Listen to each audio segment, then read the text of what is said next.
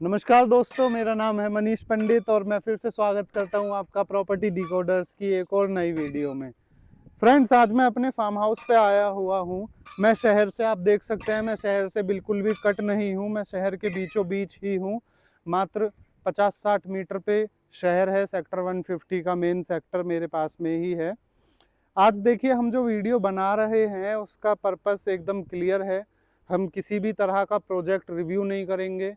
हम किसी भी तरह से आपको इन फार्म हाउस को बनाने के नॉर्म्स नहीं बताएंगे। हम किसी भी तरह से आपको ये नहीं बताएंगे कि आपकी, अगर यहाँ पर आप इन्वेस्टमेंट करते हैं तो क्या वो इन्वेस्टमेंट फ्रूटफुल है या नहीं। हम ऐसा कुछ भी आपको नहीं बताएंगे। सिर्फ मैं आपको दो चीज़ें यहाँ पर मेनली बताऊँगा। पहली चीज़ है कि यहाँ इन्वेस्टमेंट किस पर्पज़ से की जाती है।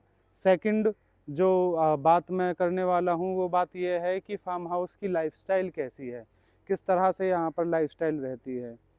क्या यहाँ पर, अगर हम यहाँ आ रखे हैं, अपने फार्म हाउस पर आ रखे हैं, तो क्या हमारे फ़ोन में नेटवर्क नहीं आता? या फिर अगर हमें कुछ खाने का मन है और हम ऑनलाइन कुछ मंगाना चाहते हैं, क्या हमें यहाँ पर ऑनलाइन सुविधाएं मिल जाती हैं या नहीं मिलती हैं? इन तरह के टॉपिक्स पे आज हम बात करेंगे। सबसे पहले मैं आपको अपना फार्म हाउस दिखा देता हूँ कि किस तरह से ये फार्म हाउस रहने वाला है। आइए मेरे साथ आइए। ये कुछ इस तरह से एक मैसिव सा आपका लॉन एरिया है। लॉन एरिया के बाद डायरेक्ट आपका फिर कॉटेज आ जाता है। आप मेरे पीछे कॉटेज देख सकते हैं राइट हैंड साइड में।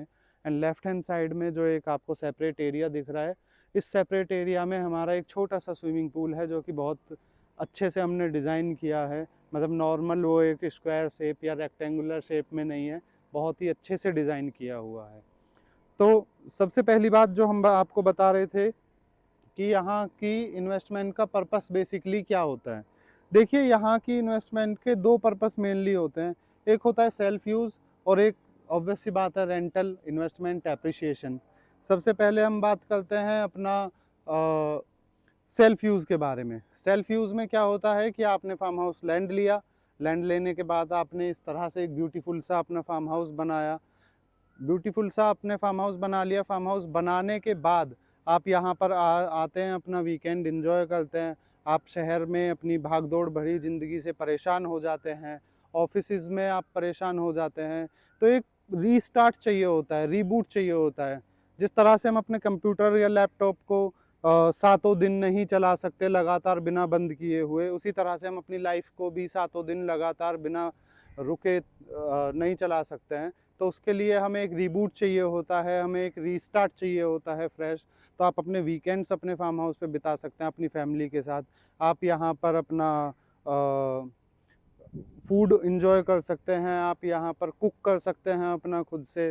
फ्रेश आप अपनी सब्जियाँ तोड़कर यहाँ से खा सकते हैं। आप गार्डनिंग कर सकते हैं। आप यहाँ पर, और अगर मैं बात करूँ, आप यहाँ पर अपना प्लांटिंग कर सकते हैं। आप अपने स्विमिंग पूल में इंजॉय कर सकते हैं। बाकी के समय में आप अपने कॉटेज में अपनी फैमिली के साथ कोई मूवी देख सकते हैं, या फिर आप किसी भी तरह से अपना कॉटेज में इंजॉय कर सकते हैं। ये हो गया आपका सेल्फ यूज़। सेकंड जो हम बात करने वाले हैं वो पॉइंट रहने वाला है कि इन्वेस्टमेंट के पर्पसेस क्या होते हैं। तो बेसिकली इन्वेस्टमेंट के दो पर्पस मैंने आपको बताए हैं कि पहला होता है कि purely investment and appreciation. Second होता है investment plus appreciation plus rental. तो अभी मैं सबसे पहली बात कर लेता हूँ प्योरली इन्वेस्टमेंट की। प्योरली इन्वेस्टमेंट बेसिकली क्या होता है कि आपने कोई लैंड लिया यहाँ पर फार्म हाउस का और उसको लेकर छोड़ दिया। आप फिर जब जैसे रेट बढ़ते हैं उसके बाद उसको आप सेल आउट कर देते हैं एक पर्टिकुलर एप्रिसिएशन पर, एक पर्टिकुलर मार्जिन पर। तो वहाँ पर आपके पैसे बन जाते हैं। ये हो गया आपका पहला पॉइंट। सेकंड पॉइंट की अगर मैं बात करूँ, purely investment plus appreciation and plus rental, उसमें क्या होता है कि आपने लैंड लिया, उसको डेवलप किया, समय के साथ उसकी प्राइसिंग भी बढ़ती है और साथ ही साथ में क्या होता है कि आपका लैंड का एप्रिसिएशन भी होता रहता है। इन्वेस्टमेंट भी आपकी एक सिक्योर हो जाती है। दूसरा, आप उसको सेल्फ यूज़ भी यूज़ कर सकते हैं, साथ ही साथ आप उसको अदर डेज में अपना रेंटल पर भी उठा सकते हैं। मैं अगर मिनिमम 1008 गज की अगर बात करूं तो 1008 गज 1 बीघा होता है। 1 बीघे का फार्म हाउस कम से कम 25 लोगों की पार्टी को अरेंज कर सकता है, 20 से 25 लोगों की पार्टी। और अगर 20 से 25 लोग हैं, आप एयरबीएनबी पर जाकर सर्च करिएगा कि आप 20-25 लोग हैं, आप ऐड करिएगा एंड देन फिर नोएडा में फार्म हाउसेस सर्च करिएगा। मैं आपको लिख के ये गारंटी दे सकता हूँ कि कोई भी 20,000 रुपये से नीचे की आपको कोई भी फार्म हाउस नहीं मिलेगा। आपको कम से कम 20,000 रुपये आपको पे करना है, उसके ऊपर फिर अदर टैक्सेस अलग होते हैं जो एयरबीएनबी के होते हैं। तो मेनली 15,000 16,000 रुपये एक बीघे के फार्म हाउस रेंट पे मिल जाता है एक वन नाइट के लिए, और महीने में 30 दिन होते हैं। मैं नहीं बोलता कि 30 दिन ही फार्म हाउस रेंट पर चढ़ाना है, आप मात्र 10 दिन फार्म हाउस रेंट पे चढ़ाइए और 15,000 रुपये से सीधे फिर आपका 1.5 लाख रुपये महीने का रेंट हो जाता है। इसमें इंक्लूड नहीं होता है आपका बिजली, इंक्लूड नहीं होता है, और अगर डीजल जनरेटर यूज़ करने की ज़रूरत पड़ती है तो डीजल जनरेटर का खर्चा फिर वो अलग से देते हैं जो भी टेनेंट हमारे पास आते हैं या गेस्ट हमारे पास आते हैं। मैं आपको अगर अंदर की बात बताऊं तो मैं पर्सनल ही यहाँ पर एक फार्म हाउस रेंट पर लेकर उसको चलाता हूँ, और आप यकीन मानिए मेरे पास सारे प्रूफ्स हैं एंड एवरीथिंग, पेपर्स सारे डन है मेरे पास में, और मैं उससे मोटा मोटा महीने का 70-75 हज़ार रुपये बचा लेता हूँ रेंट वगैरह सब निकाल के। तो इस तरह से बहुत लोग करते हैं। सोचिए अगर आप खुद ही इस तरह से चीज़ें कर रहे होंगे तो आप सीधा सीधा 1.5 लाख रुपए महीने का बचा रहे हैं, और ये तो मैं सिर्फ 10 दिन की बात कर रहा हूँ। 10 दिन से अगर ऊपर आपका फार्म हाउस चढ़ता है तो वो अदर फिर आपका अलग एक रेंटल इनकम बनती है, वो फिर अलग एक प्राइसिंग होती है, ये प्राइसिंग नहीं रहती है, वो ऑब्वियस सी बात है वो प्राइसिंग बढ़ती है। तो इस तरह की ये मेनली इन्वेस्टमेंट रहती है। आइए मैं एकदम बिल्कुल फटाफट आपको दिखा देता हूँ कि किस तरह का मेरा स्विमिंग पूल है। बड़ा शानदार स्विमिंग पूल मुझे बहुत अच्छा लगता है, क्योंकि वही बोरिंग तरह से रेक्टेंगुलर या स्क्वायर शेप में नहीं है, और ये कुछ इस तरह से मेरा कॉटेज है। ये 2000 गज का फार्म हाउस है, यानी कि 2 बीघा का। आइए मैं आपको स्विमिंग पूल दिखाता हूँ। ये कुछ तरह से हमने एक एक झूला लगाया हुआ है, यहाँ पर इजीली 3 लोग या 2 लोग बैठ के अपना एंजॉय कर सकते हैं अपना। अभी आज के टाइम पर धूप छाँव का मौसम है, कभी कभी बारिशें भी होती हैं, तो बारिश के मौसम में आप अपने फार्म हाउस पर बैठे हों, चाय आपके हाथ में हो, साथ में पकोड़े हों, मज़ा ही आ जाएगा। आइए मैं आपको दिखाता हूँ स्विमिंग पूल। ये कुछ एक स्विमिंग पूल का एरिया है। सबसे फेवरेट पार्ट मेरा यहाँ पर सिर्फ स्विमिंग पूल नहीं है, मेरा फेवरेट पार्ट है ये आप समझ ही चुके हैं कि ये क्या चीज़ है। ये बेसिकली एक तंदूर है। यहाँ पर मैं चिकन नहीं खाता हूँ, मेरे दोस्त चिकन खाते हैं तो वो चिकन टिक्का बनाते हैं, और मैं जब यूज़ करता हूँ मैं पनीर टिक्का या अदर कुछ इस तरह की चीज़ें बनाता हूँ जो कि वेज में आती हैं। तो ये कुछ इस तरह से एक स्विमिंग पूल डिज़ाइन किया हुआ है। बहुत ही अच्छी क्वालिटी का स्विमिंग पूल है, एंड स्लोप वाइज है कि अगर कोई छोटा है, कम हाइट का है कोई, तो वो यहाँ पर अपना नहाए, और अगर किसी की ज़्यादा हाइट है, किसी को तैरना आता है, तो वो और आगे जा सकते हैं। तो कुछ इस तरह का स्विमिंग पूल है, ये आप देख सकते हैं, बहुत ही अच्छे से डिज़ाइन किया हुआ है। पेड़ हैं हमारे पास में। तो कुछ इस तरह की ये एक डेक एरिया है। ये पूरा एक पर्टिकुलर एरिया है, यहाँ पर आप मानिए कि यहाँ पर चेयर्स लग जाती हैं एंड बैठने के लिए सिटिंग यहाँ पर हो जाती है। यहीं से हम कॉटेज में भी चले जाते हैं, एक एंट्री सामने से है कॉटेज की। तो कुछ इस तरह का ये है। आप यहाँ पर मिनिमम 20 लोग 25 लोग बहुत आराम से यहाँ पर पार्टी करते हैं।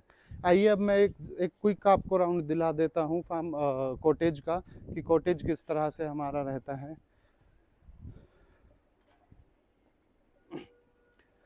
एक वाइड सी एंट्री है हमारे कॉटेज की, बेसिकली आप देख सकते हैं कुछ इस तरह से एंट्री रहने वाली है।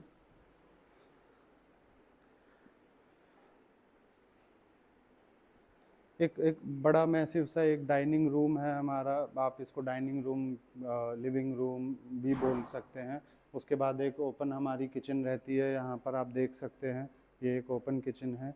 देन फिर एक हमारा इधर बेडरूम आता है। ये कुछ इस तरह से हमारा एक बेडरूम रहने वाला है। इसमें थोड़ा गेस्ट आ रखे हैं तो मैं इसको आपको उतना पर्टिकुलर तरीके में नहीं दिखाऊंगा, लेकिन मैं एक दूसरा आपको कोई बेडरूम दिखा देता हूँ। तो एक बेडरूम हमारा ये है, इसमें टोटल ऑलमोस्ट 3 BHK ये है, 3 बेडरूम इसमें है। इस तरह से बेडरूम है ये। बहुत ही अच्छा स्पेशियस बेडरूम है। और साथ ही में अटैच इसमें वॉशरूम रहने वाला है। और यहीं से आपका बाहर का व्यू भी देखने को आपको मिलता है। तो आपके अगर गेस्ट हैं, आपके मान लीजिए कि 20 लोग आपके आ रखे हैं, आप 20 लोग हैं, तो आप आराम से इजीली यहाँ पर रुक सकते हैं। 3 बेडरूम है, तीनों में डबल बेड है, तो आप आराम से 6 लोग या 9 लोग आराम से आप अपना बेडरूम में आ सकते हैं। बाकी आप अपना इधर भी आ सकते हैं। सबसे खूबसूरत चीज़ मुझे इस फार्म हाउस की ये लगती है कि ये डबल स्टोरी है, तो हमारे पास ऊपर की तरफ भी एक एरिया मिलता है। और सबसे ब्यूटीफुल मुझे लगती हैं इसकी सीढ़ियाँ, जो कि प्योरली वुडन से बनी हुई हैं। आइए मैं आपको ऊपर का थोड़ा सा व्यू दिखाता हूँ कि किस तरह से ऊपर है।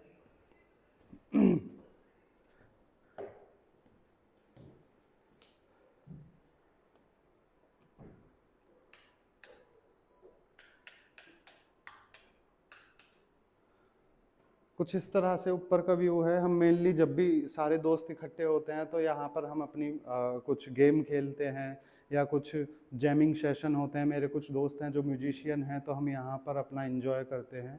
यहीं से हमें आगे का व्यू भी दिखता है। इस तरह से ये रहने वाला है। आप इसको अपने अकॉर्डिंग डिज़ाइन कर सकते हैं अगर आप फार्म हाउस ले रहे हैं तो फ्रेंड्स कुछ इस तरह का फार्म हाउस रहता है, इस तरह की इन्वेस्टमेंट रहती है। अगर आप भी चाहते हैं इसी तरह का आपका भी फार्म हाउस हो, तो आप प्लीज़ हमसे एक बार कांटेक्ट करिएगा। आप ख़रीदें या ना ख़रीदें वो आपकी चॉइस है, लेकिन एटलीस्ट आप एक बार अपनी लाइफ में एक फार्म हाउस को आकर ज़रूर देखें। नमस्कार दोस्तों।